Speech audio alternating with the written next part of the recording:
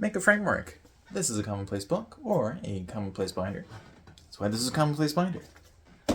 So how do I keep setting up new tutorials? I made a framework, of course.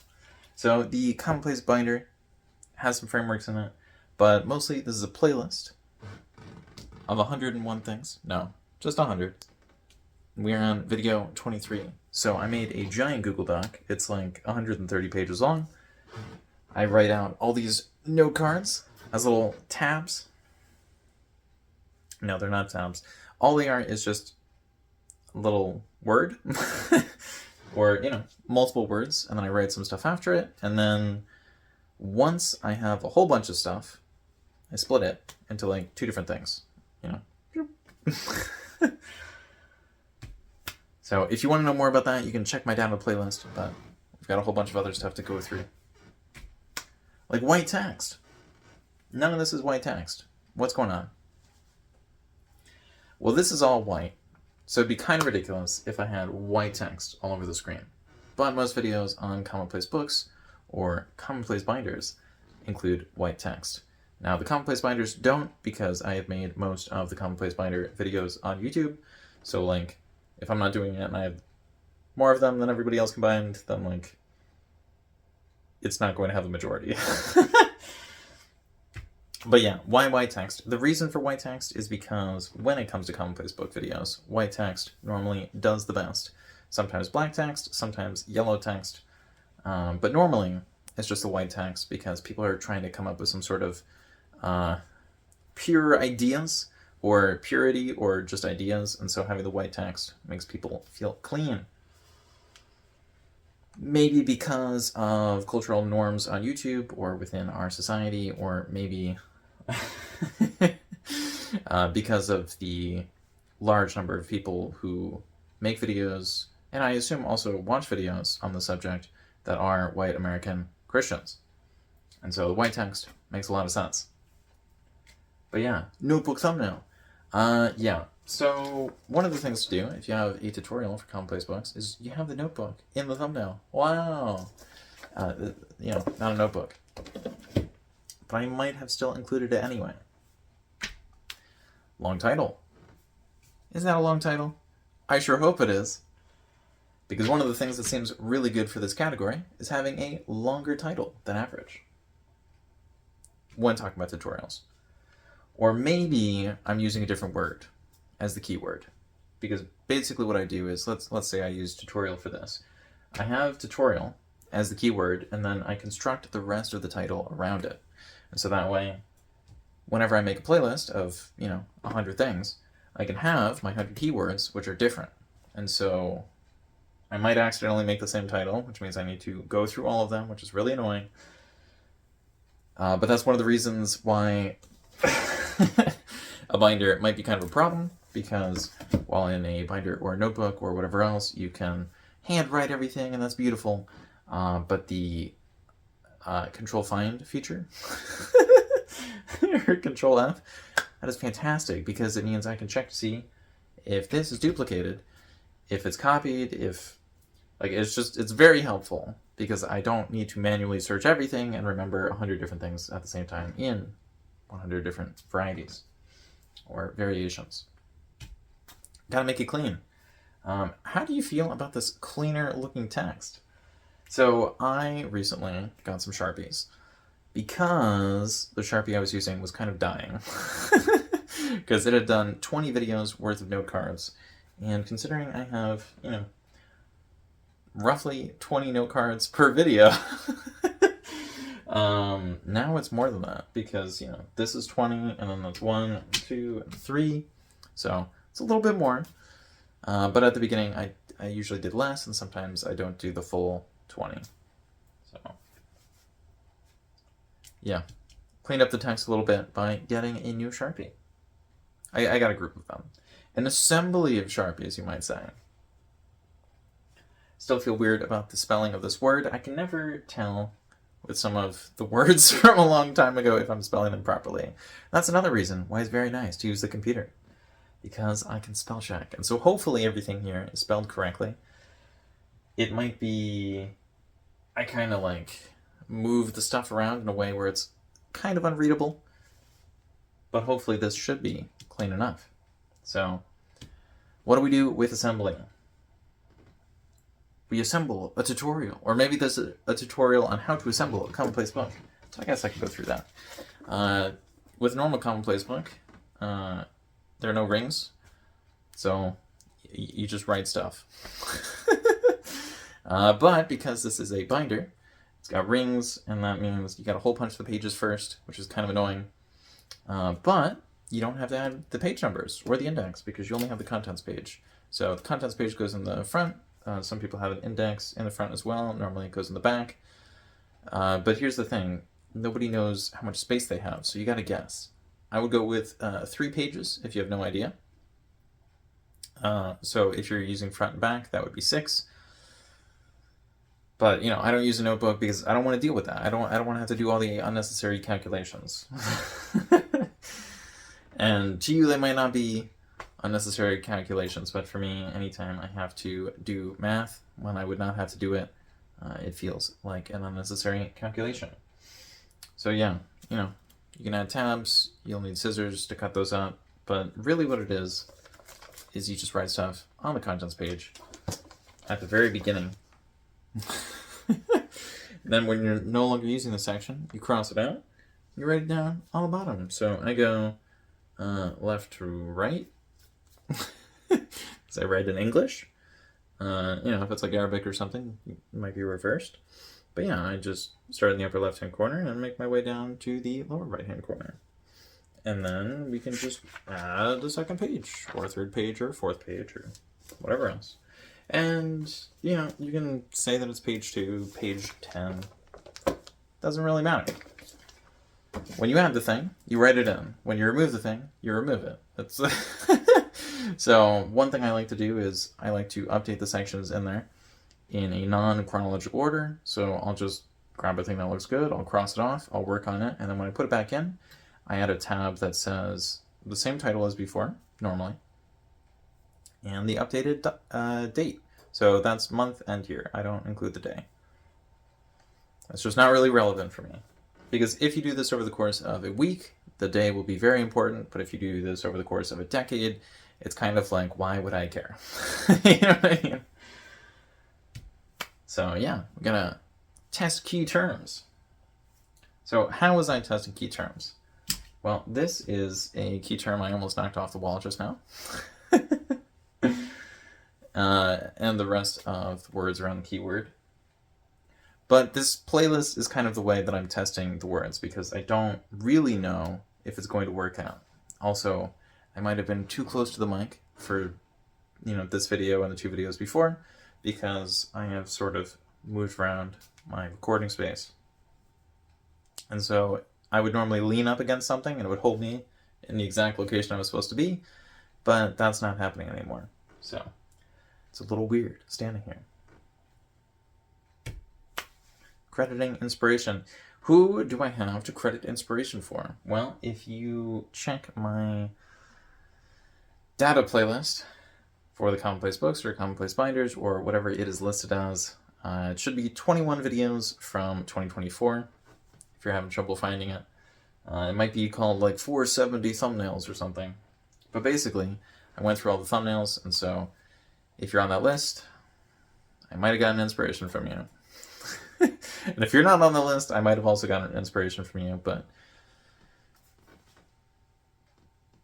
do I really need to be like, I saw a journal in your thumbnail.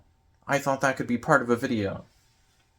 Like, it's not like I'm copy-pasting, you know what I mean? Like, the things I'm taking are from the title, the thumbnail, and the first sentence of the description. Like, that's it's not a lot. Keeping it simple. Yeah, so if there's a tutorial, it should be simple. I hope the tutorial on this was simple enough. I do have something sticking out here, and that is because that is the thing I keep on my desk when I'm recording. Well, in between the recordings, because what I'm doing is I'm recording 4 of these at a time, and that way I can save my voice, but I can also batch these as a group, so I don't have to start and stop over and over again. 100 times. I still have to do it 25 times, but 25 is a lot easier than 100 because 100 is a bigger number. Like I said, I don't want to do all the math. Gotta keep it simple. Have some chill vibes. I don't know if these are really chill vibes. I have heard that this is unintentional ASMR. So if you are enjoying the noise or the words, then consider pressing that like button. No. There's no sense of urgency, which might make them the chill vibes. I don't know. Yeah. So we're just working our way through. Once I get to 100, we will probably be mostly done with the commonplace binders. I will reference them later as like in my previous video, I did this fun thing. But we don't really need to worry about that. And that's why this might be high class and minimalistic. Because who needs to worry about something if they're rich? You know, if you're rich, why would you run? You can just walk across the street at whatever pace you want. And minimalistic, why not try minimalism? Just clear everything out of your house and you would never need to use something because if you do, you just buy it. Oh man. That's always fun. It's like, well, you know, it's very minimalist. And yeah, you know, I think that might just be Spartan. You know, like, if it's empty and you don't have stuff, you know, you don't need to have a fancy word for it. I mean, maybe you do. Maybe it's like, I'm not carless because I'm poor. I'm carless because I'm saving the environment.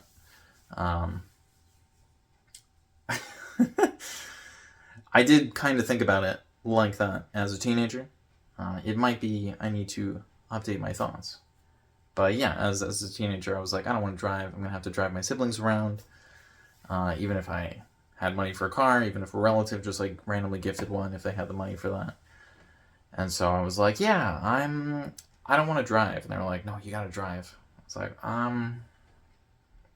what if I saved the planet by not driving? Oh, man. Maybe it makes it pretty clear that I am part of the upper class by being able to refuse driving. But that was as a teenager. I didn't say anything about being an adult. Minimalistic. I don't know. I don't really like shirts with labels on them. It kind of drives me crazy. I do like when there's a tag on the back, and this is my only shirt without a tag, and it's kind of annoying. But yeah, I like to keep it simple.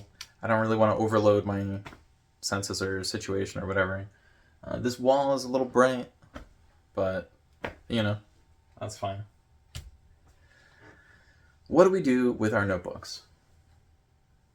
We set up new tutorials, of course. No. You might actually do that, though. Like, you might write out how to do the dishes, or how to cook salmon in the air fryer, or any of the other things that are chores that you kind of don't feel like remembering, and you might just write it out so that way you don't have to look it up later. I actually recently got to cook salmon in an air fryer for the first time. That was kind of fun. It did not go as planned, but I was able to salvage it, and it actually came out quite nice. So I was pretty happy about that. I don't appreciate reading all the articles about how, you know, eating fish is probably actually worse for the environment than eating beef right now, and that we're probably just soaking up all the toxic stuff in the ocean anyway. But yeah, I made salmon. It was tasty. I didn't make it, you know, I just tossed it in the air fryer. But I did have a tutorial that I made for myself, and that was cool. And I will use that again. So I don't know if this is for notebooks or journal. You know, you can have a notebook. You can turn it into a journal. I don't really care. It's fine. If you journal about having a tutorial, I feel like that's kind of silly. You might journal about the experience of how it feels to make a tutorial and how you made your first one, and that was great. But yeah, however you want to use your notebooks, that's fine. This is supposed to be about binders. You can make it about journals.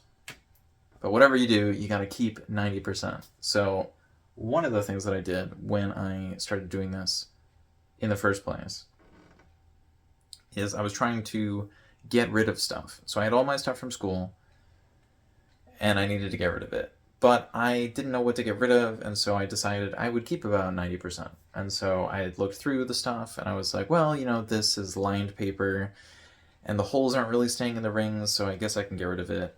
And so whenever I would get rid of a bunch of different pages, I would write down a little summary of all of them. And so that way I could get rid of a whole bunch of stuff without actually feeling like I had to get rid of it. Products!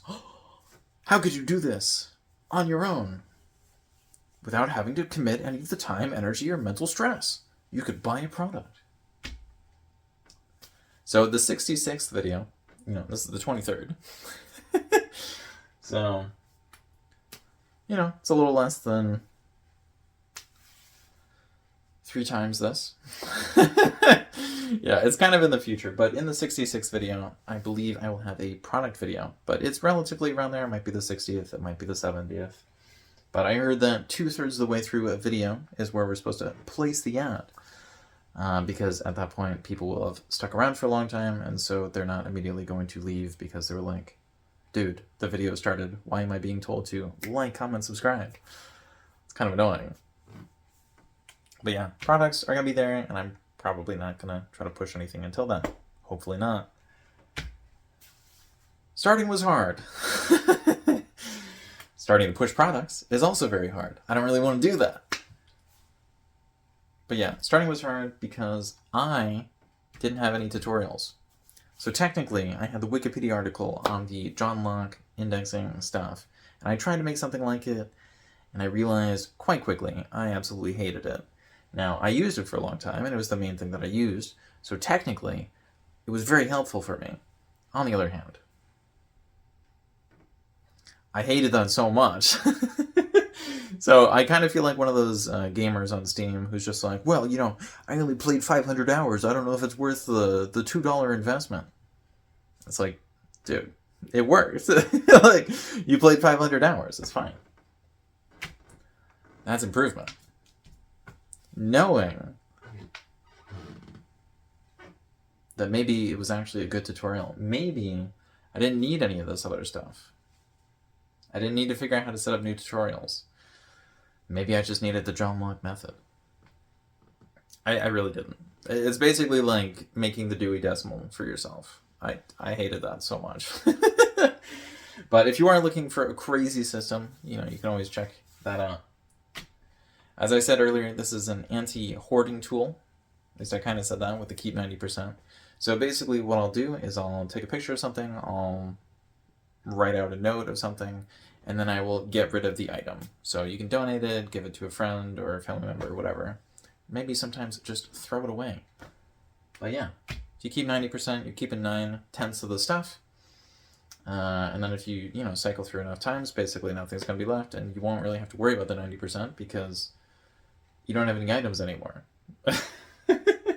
You have entered your high-class minimalistic phase. You're just keeping it simple.